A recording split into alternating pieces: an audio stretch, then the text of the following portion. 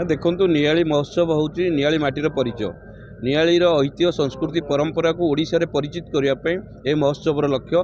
ये महोत्सव आज नवम वर्ष पदार्पण करिछि एवं ए वर्ष फेब्रुआरी 25 तारिख महोत्सव आरंभ होता।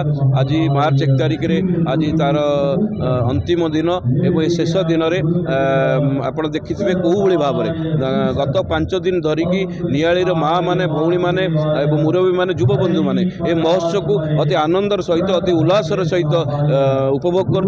विशेषकर आम देखुचु जो मीना बजार पड़ी जो दुकान बजार पड़ी माँ भौणी माने हजार हजार संख्यार आप देखो कौ ये बिना बजार किणाकिणी कर महोत्सव मजा उठाऊ।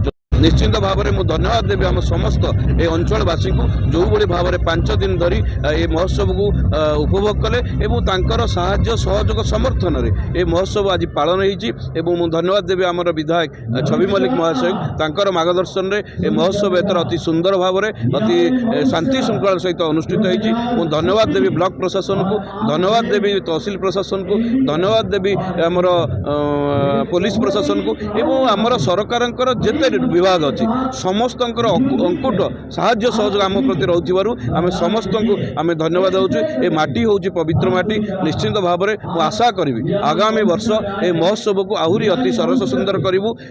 मुझे अनुरोध कर जो युवपीढ़ी अच्छा जो युवा बंधु अच्छा आर दायित्व नियंतु आग को आसतु समस्ते मिलमिशि ये महोत्सव को ये नियालीर माटी जो नियालीर परिचय जो नियालीर गर्व गौरव ये जो अनुष्ठान ये अनुष्ठान को आहरी आग को नापी समस्त नियाली अंचल युववासी मान अनुरोध करुच्ची एवं आशा करुच्ची निश्चिंत भाव में आम अंचलवासी ये जो महोत्सव को अति आनंदर सहित उल्लास सहित उपभोग कर।